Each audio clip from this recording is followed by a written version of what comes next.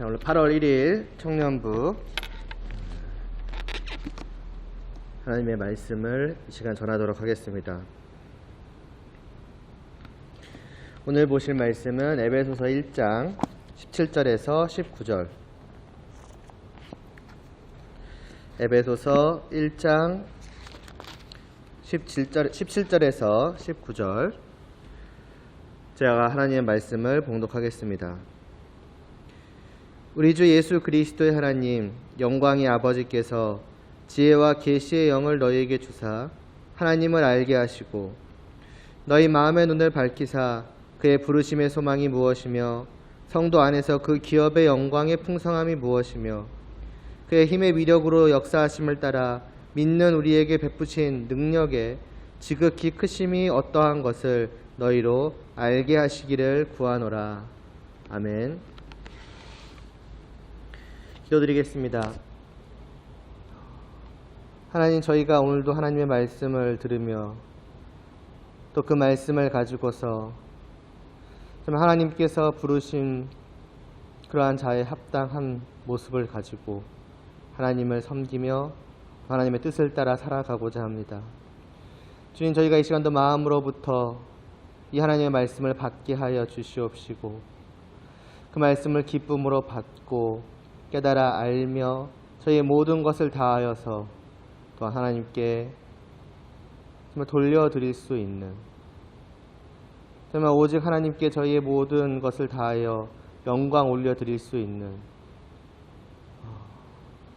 그러한 저희들 될 수 있도록 은혜를 베풀어 주시옵소서. 예수님의 이름으로 기도드리옵나이다. 아멘. 지난 시간부터 우리가 이제 먼저는 하나님을 알아야 하고, 이제 그 지난 시간부터는 이제 하나님과 함께 알아야 할 그 세 가지를 이제 보아가기 시작을 했습니다. 제일 처음이 이제 부르심의 소망이 무엇인지를 알아야 한다라고 하였죠. 하나님께서 이제 우리를 부르실 때에는 이제 그냥 부르신 것이 아니라 이유가 있습니다. 우리를 부르셔가지고 정말 우리에게 맛보지 못한, 어떻게 보면 상상하지조차 못한 그런 놀라운 것을 주시려는 것이지요. 우리가 이미 3절에서 본 바대로 이 땅이 아닌 하늘에 속한 그 신령한 복, 영적인 복이라고 하는 것이 바로 그것이지요.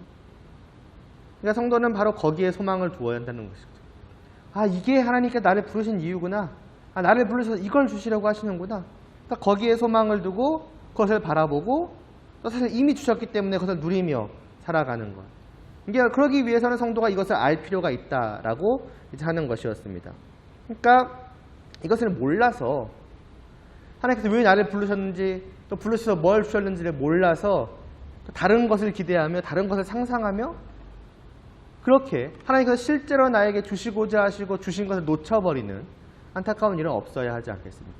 그래서 이게 첫 번째로 나왔던 것이었고, 이제 오늘 우리가 볼 두 번째는 무엇입니까? 사도 바울은 성도 안에서 그의 기업의 영광의 풍성함이 무엇인지, 그러니까 그의 기업의 영광이 얼마나 풍성한지를 또한 알아야 한다라고, 그래서 이것을 알게 하여 주시기를 위해서 기도를 하고 있습니다. 먼저 여기서 말씀하는 그의 기업이라는 게 무엇인지 우리가 생각을 해보죠. 이미 앞에서 우리는 그 기업에 대해서 사도 바울이 두 가지로 말씀을 한 것을 보았습니다. 첫 번째는 우리가 11절에서 보았어요. 11절에서 모든 일을 그의 뜻의 결정대로 일하시는 이의 계획을 따라 우리가 예정을 입어 그 안에서 기업이 되었다라고 합니다. 그러니까 바로 우리 하나님의 백성, 하나님께서 그 부르신 우리가 바로 하나님의 기업, 다시 말하자면 하나님의 특별한 소유가 되었다고 하는 것입니다. 그러니까 먼저 여기서 그의 기업이라고 하는 것은 첫 번째로는 바로 성도된 우리를 의미하는 것으로 볼 수 있고요. 또 한 가지가 우리가 14절에 나오지요. 14절, 이는 우리 기업의 보증이 되사, 이것은 맞아요, 우리가 가진 기업이죠. 그러니까 하나님께서 자신의 기업으로 삼으신 우리들에게 주신 그 특별한 것이 있다라고 하는 것입니다. 그래서 그게 이제 나의 기업이다. 그러니까 내가 하나님의 기업이 되고 또 그런 내가 가지고 있는 그런 나에게 하나님께서 주신 또한 그 기업이 있다. 이게 두 가지 의미가 있는 것입니다. 그리고 이제 오늘 말씀에서 이제 볼 때, 그럼 그의 기업이 무엇인가라고 할 때에는 이 두 가지로 다 생각을 해볼 수가 있어요. 둘 다가 되는 거예요. 그래서 하나하나를 놓고서 그 양쪽 다로 한번 좀 생각을 해보려고 합니다. 첫 번째로, 물론 첫 번째라고 해서 이게 더 중요하다, 두 번째 거가 나중이다 이런 얘기가 아니라 이 첫 번째라고 하는 것은 이게 11절에 먼저 나왔기 때문에 그런 의미에서 지금 첫 번째라고 하는 거예요. 11절에 나온 말씀에 근거하여서 이제 그의 기업을 살펴볼 때에 먼저는 그의 기업, 다시 말해서 하나님의 기업인 우리, 성도된 우리, 또 직접적으로 그 나, 성도된 나의 그 영광이 얼마나 풍성한지를 알아야 한다라는 그러한 말씀이 됩니다. 사실 약간의 물음표가 우리 머릿속에 좀 띄어질 수 있어요. 왜냐하면은 우리와 그 영광이라고 하는 것은 뭔가 맞지 않기 때문이죠. 사실 영광이라는 것은 하나님께만 돌려드리기, 그러니까 하나님을 향해서만 말하기 합당한 건 아니겠습니까? 우리에게는 뭔가가 맞지 않는 거예요. 물론 우리들도 그 나름대로의 영광을 가지고 있다라고 말을 할 수가 있습니다. 말하자면 우리도 그 나름대로의 어떤 빛나는 것이 있는 거예요. 흔히들 자기의 장점이라던가 자기의 개성 이런 얘기 하잖아요. 우리의 외모라던가 우리의 어떤 지적인 능력이라던가 아니면 어떤 신체적으로 힘이 좋다라거나 아니면 여러 가지 능력이라던가 아니면 우리의 그 내면 어떤 성품이라던가 여러 가지 것들이 어떤 우리의 어떤 장점으로서 우리의 빛남이 되어서 때로는 다른 사람들에게 칭찬을 받기도 하고 때로는 다른 사람들에게 부러움이나 또 시기나 질투의 대상이 되기도 하고 그 정도까지는 아니더라도 여하튼 우리는 각자 나름대로의 빛을 발하고 있다는 것이죠. 나만의 어떠한 영광됨이 있는 거예요. 그럼에도 불구하고 우리가 우리에게 영광이라는 표현, 그런 것들, 우리의 어떤 장점, 우리의 빛남에 대해서 영광이라는 표현을 쓰지 않는 것은 또 쓰기를 꺼려한다라고 할까요? 이제 그런 것은 이유가 무엇입니까? 참된 그 영광을 가지고 계시는 하나님이 계시기 때문이죠. 그러니까 말하자면 나나 다른 사람들을 놓고 봤을 때 나도 나름대로의 영광됨이 있어. 저 사람도 나름대로의 어떤 빛남이 있네. 우리 각자의 다 개성이 있는 거지. 빛나는 사람들인 거지. 라고 생각을 하다가도 그럼 우리를 가지고서 하나님 앞에 나아가는 그 순간 무엇입니까? 하나님을 딱 바라보는 순간 진짜 그 빛남이 무엇인지, 진짜 그 영광되다라는 게 무엇인지를 깨닫게 되는 거예요. 그러니까 마치 우리는 제가 종종 비유를 들지 않습니까? 태양 앞에서는 촛불과 같이 되어버리는 순간인 거예요. 하나님 앞에 서는 순간. 그래서 하나님의 빛을 받는 순간 우리의 그 빛, 우리의 그 영광은 거의 어둠과도 같아지는 것이죠. 전혀 빛나 보이지가 않는 거예요. 그 하나님의 영광 앞에 그냥 다 파묻혀 버리는 겁니다. 그래서 결국 어떻게 되느냐? 결국에는 이 영광됨이라고 하는 것은 감히 나한테 쓸만한 표현이 아니구나. 감히 우리 사람들이 뭔가 스스로의 영광됨을 자랑스럽게 여길 수가 없겠구나. 오직 하나님만이 참으로 진정한 의미에서 영광되신 분이시구나. 이렇게 되게 되는 것이죠. 물론 일반 사람들, 세상 사람들은 모르지만 우리는 이걸 알고 인정하죠. 자, 그런데 역설적이게도 오히려 이러한 이유 때문에 하나님께서 이렇게 진짜 영광되시다라는 그 이유 때문에 덩달아 우리도 정말로 영광스럽다라고 말을 할 수가 있게 됩니다.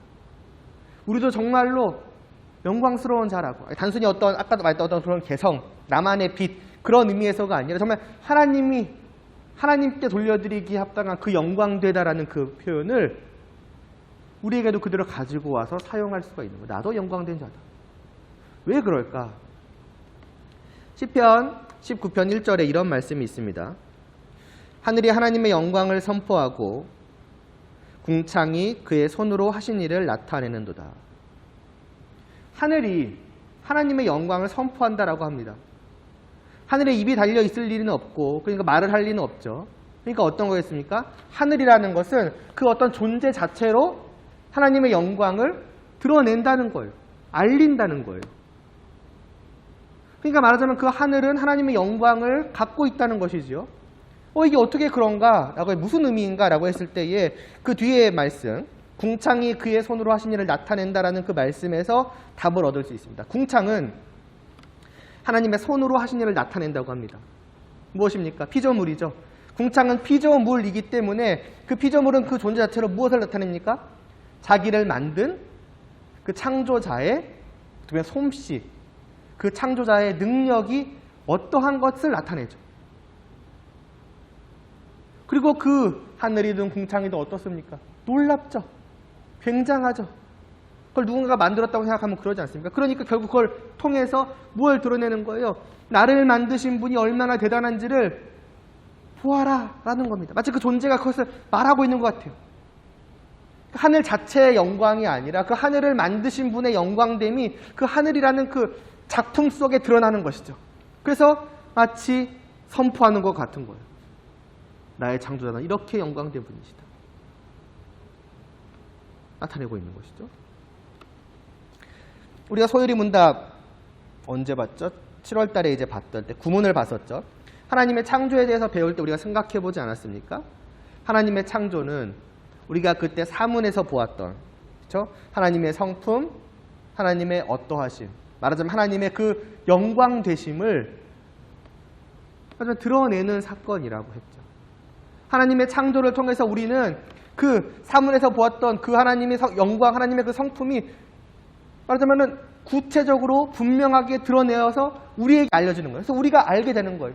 이 하나님의 모든 창조물을 통해서 야, 하나님이 이렇게, 하나님이 전능하시다, 하나님의 능력이 풍성하시다, 무궁하시다 할 때 진짜 그러네, 아, 이 정도네, 이렇게 보게 되는 것 아니겠습니까? 창조의 사건이라는 게 그런 거라고 했죠. 그러니까 이런 면에서 보면 창조의 결과물들이라고 하는 것은 결국 하나님의 영광을 담고 있는 것이라고 할 수 있어요. 담아내고 있는 거예요. 그 안에. 마찬가지로 본래 우리도 그러했다.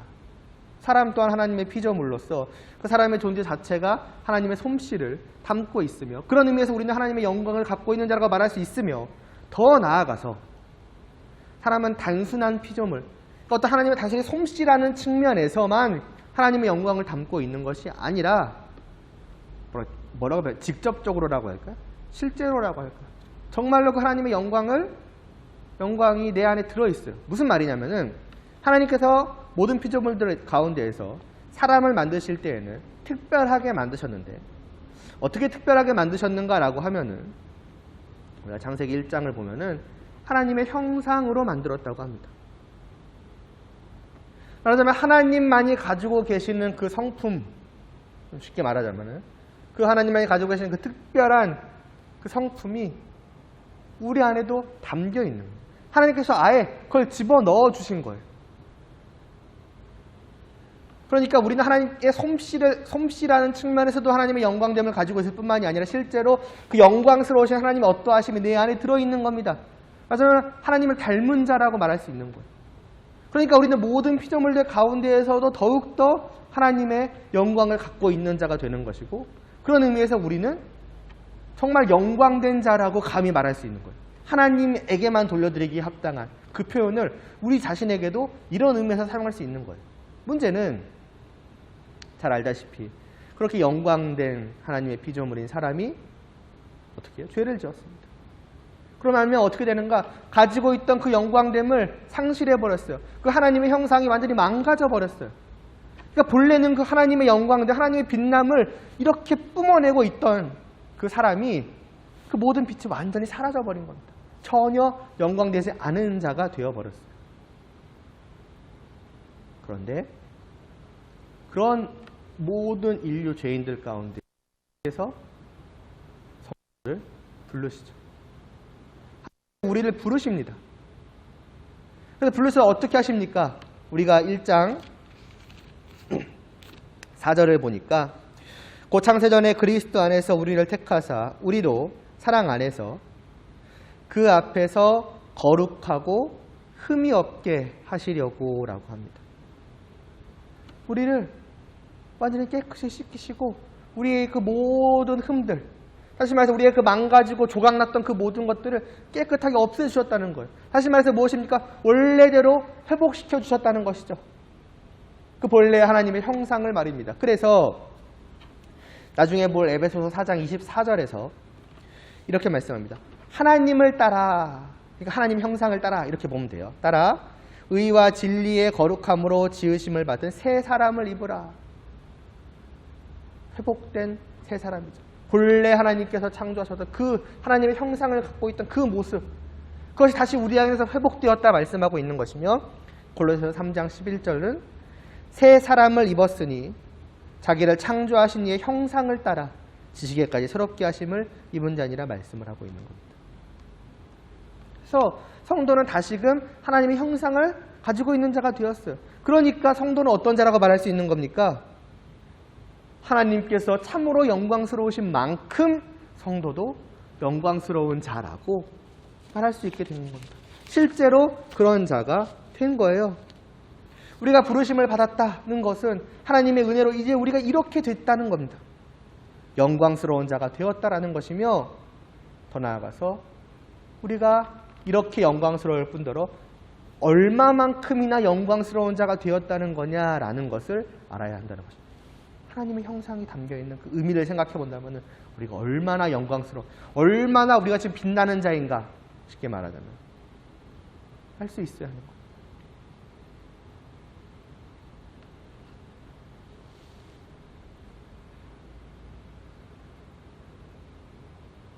이것을 알 때에 어떻게 되겠습니까? 이것을 아는 것이 성도에게 어떤 의미를 줄까요? 첫째로는 당연하게도 먼저 그렇게 나를 만들어주신, 다시금 이렇게 나를 만들어주신 우리를 부르신 하나님께 감사하지 않을 수가 없겠죠.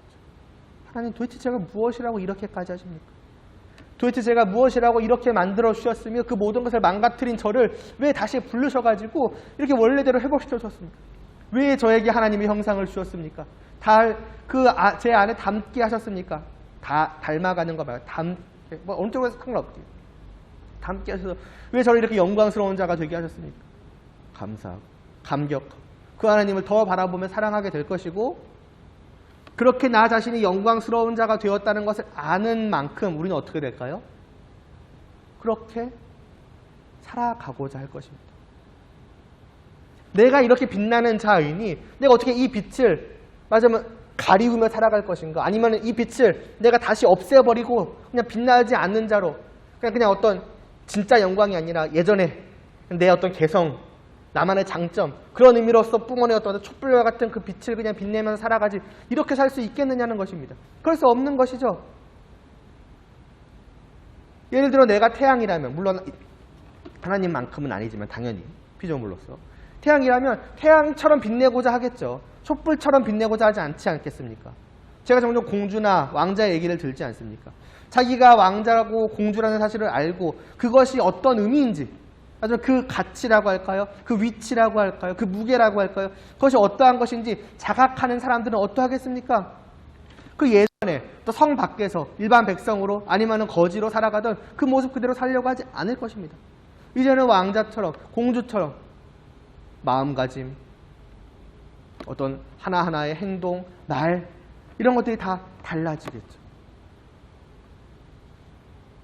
우리는 영광된 자입니다, 여러분. 진정한 의미에서 우리는 영광스러운 자라고 감히 말할 수 있는 사람이 되었어요. 하나님께서 그렇게 만들어 주셨어요. 여러분, 이러한 사람이라는 걸 아십니까? 그 영광됨이 얼마나 큰 것인지, 풍성한 것인지를 깨달아 알고 계십니까?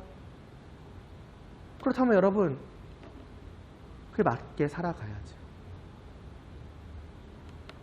제가 여러분의 모든 삶을 당연히 이제 모르기 때문에 그냥 예전처럼 어떻게 보면 아무렇지 않게 그 영광됨을 가리우며, 다시 말해서 하나님의 백성답지 않게 여러분 살아간다면은 그래서는 안 되는 것입니다. 하나님의 백성답게 살아가야 할 여러 가지 이유가 있고, 하나님의 백성답게 산다는 것이 무엇인지를 여러 가지 의미로 말할 수 있겠지만 그 중에 하나가 이거인 거예요. 영광되게 살아가는 거예요. 왜? 나는 영광스러운 자니까. 하나님의 백성이라는 것에 대한 어떤 아무런 의미, 가치 부여도 하지 않고 그냥 어떻게 하나의 이름표 달듯이 그냥 달고 하나님의 백성이 되었으니까 하나님의 말씀에 따라 살아가야죠. 어떤 아무런 감정, 느낌 없이 그렇게 살아가는 것이 아니라는 것입니다. 영광된 자라는 것에 대한 어떤 자각을 갖고, 굳이 말하자면 어떤 자부심을 가지고 그걸 빛내기 위해서 살아가는 것이 우리의 삶이라고 하는 것입니다.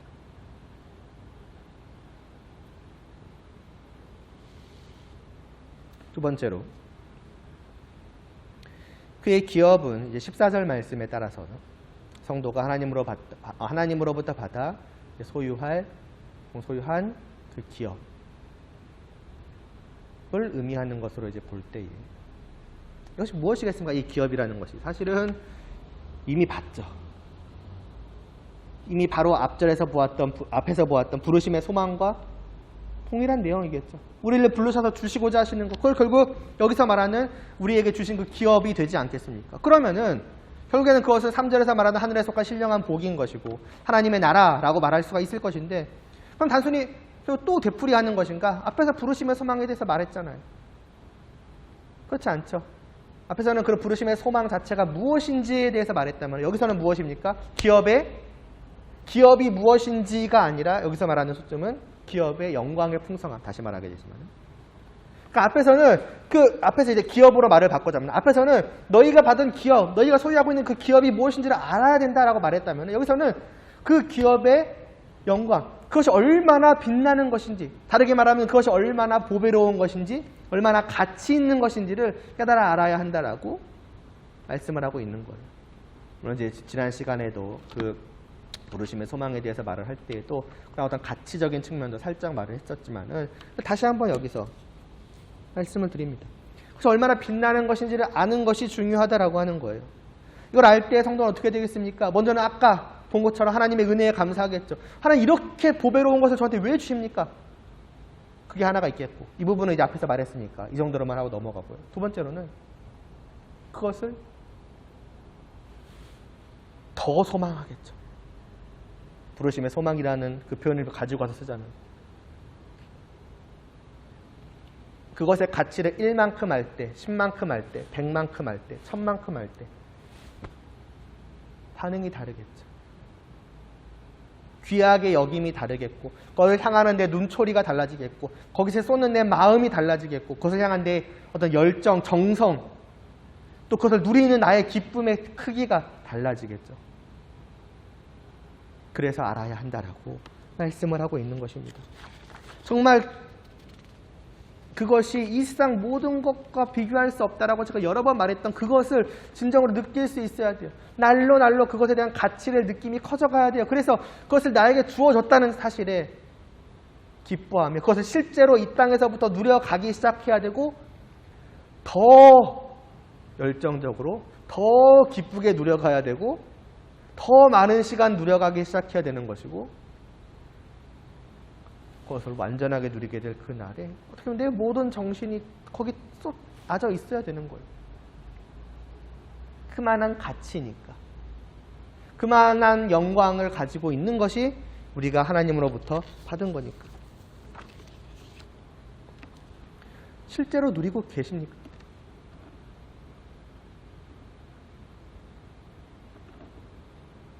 이미 몇 번 드렸던 질문 다시 한번 오늘 또 드리게 돼요. 실제로 그렇게 누리고 계세요? 표현만 달리했을 뿐, 이거에 대해서 이미 여러 번 말씀을 드려왔습니다. 이 가치, 보배로움, 그러니까 기쁨으로 누려야 되는 거 어떠세요? 한 주간 하나님의 나라에서의 삶을 살아왔습니까? 정말 하나님을 사랑하며 하나님의 말씀을 사모하며, 그래서 하나님을 예배하며 그 말씀을 듣는 그 시간을 귀하게 여기며 실제로 그렇게 하였으며, 또 그 말씀을 따라서 하루하루 순종하며 살아감으로써 하나님과 함께 하는 그 삶을 실제로 누렸고, 그 가운데서 하나님과 그 함께함의 그 기쁨을 여러분들이 실제로 맛봤고 그러하였습니까?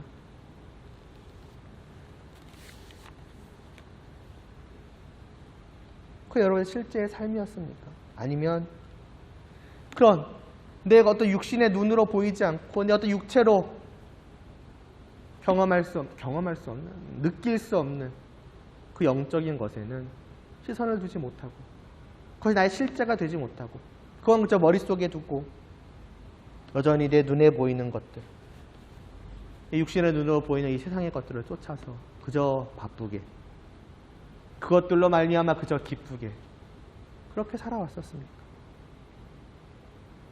마치 내 육신의 눈으로 보이지 않는 그 기업, 그 영적인 복은 마치 실제로는 존재하지 않는 것처럼 그렇게 살아왔지는 않습니까?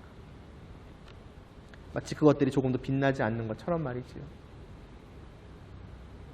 두 가지가 있는 거예요. 어떻게 보면 내 앞에는 하나는 내 눈에 보이는 이 세상 것들의 빛남이 있는 것이고 자기만의 영광이 있겠죠. 하나는 눈에 보이지 않는 그 영적인 것에 빛남이 있는 거예요. 굳이 말하자면 여기는 태양빛이요, 여기는 촛불이. 두 가지가 같이 나에게 빛을 뿜고 있습니다. 정상적이라면 우리는 이쪽에 시선이 가겠죠. 이쪽을 향해서 눈부셔, 안 보이겠죠. 여기만 보이겠죠. 눈부셔, 이렇게. 일로 가야겠죠. 근데 마치 우리는 이 빛남을 보지 못하는 거예요. 여기에 저게 참 아름다운 빛이다, 절로 가는 거예요. 영적인 눈이 닫혀 있는 것이죠. 그래서 사도 바울은 말하는 거예요. 이게 어떤 우리의 인간적인 능력이나 힘으로 되는 것이 아니라 오직 내 안에 계신 성령님으로 말미암아서, 그 주의 새 생명으로 말미암아서, 그분으로 말미암아 나타나는 그 영적인 눈으로, 굳이 표현하자면 말미암아서 볼 수 있는 것이기 때문에, 다시 18절 처음에 보면 너희 마음의 눈을 밝히사라고 말씀을 하는 거예요. 이거를 볼 수 있게 해달라고. 제발 이것을 볼 수 있게 해달라고. 그래야 절로 가지 않겠습니까? 그래서 알 수 있게 해달라고, 저 빛남을. 그래야 절로 가지 않겠습니까?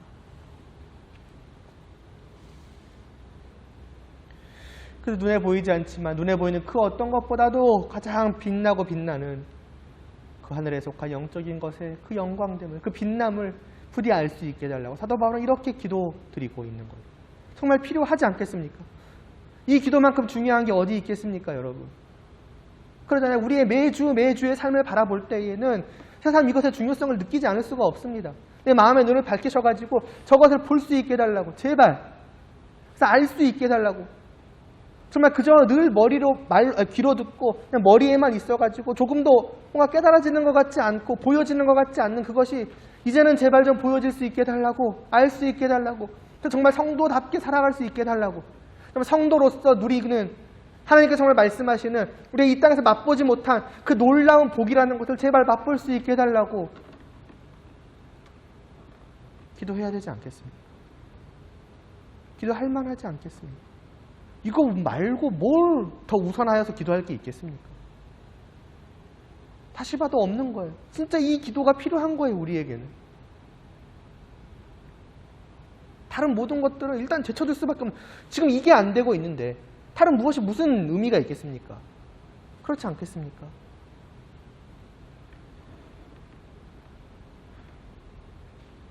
그러므로 여러분 다시 바울의 기도를 늘 기억하세요.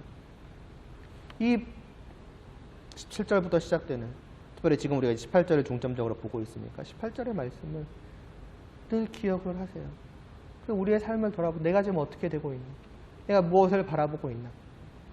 내 영광됨이 정말 알고 있고 내가 알고 그것을 뿜어내고 있으며 그런 영광된 자로서 그 하나님으로부터 받은 영광스러운 기업을 내가 품에 갖고 정말 그 빛남을 늘 이렇게 바라보며 기뻐하며 그것의 영원한 완성된 그 모습을 바라보며 그렇게 이쪽으로 말하자면 나아가고 있는 거, 아니면은 다 내려놓고 이렇게 가고 있는 거.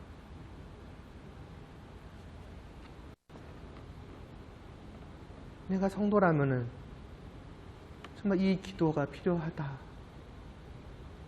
내가 진짜 성도인이 내가 지금 어디로 가고 있는 거냐? 내가 지금 이것을 놓고서 기도하지 않으면 안 되겠구나. 여러분 스스로가 이러한 마음을 가질 수 있기를 바랍니다.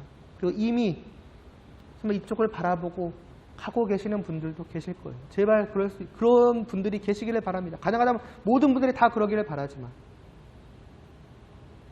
이미 그걸 누리고 계시는 분들이라면 더욱더 단순히 그것을 아는 것에 넘어서서 그 풍성함을 더욱더 온전히 알아갈 수 있기를 바랍니다. 여러분이 누릴 그 깊이는 더 깊은 거예요. 그것들을 더욱더 맛보아 갈 수 있기를 바랍니다. 그런 한 주가 될 수 있기를 바랍니다. 다시 한번 17절 말씀을, 바울의 기도이지만 여러분을 향한 저의 기도이기도 해요. 제가 읽고 마치도록 하겠습니다. 너희 마음의 눈을 밝히사 그의 부르심의 소망이 무엇이며 성도 안에서 그 기업의 영광의 풍성함이 무엇이며. 이것을 너희로 알게 하시기를, 여러분에게 알게 하여 주시기를 저 또한 간절히 구합니다. 기도드리겠습니다. 하나님 아버지, 결국 이 하나님의 말씀은 우리에게 좀 한결같이 같은 말씀을 베풀어주고 계심을 다시 한번 깨닫게 됩니다. 과연 우리는 어디로 가고 있는지요? 정말 나의 영광됨을 알고 내가 받은 그것의 영광됨을 진정으로 깨달아 아는 자답게 살아가고 있는지요? 누리고 있는지요? 그 복을 진짜로 맛보고 있는지요? 이보다 중요한 것이 무엇이 있겠습니까? 이보다 우리에게 더 필요한 것이 무엇이 있겠습니까?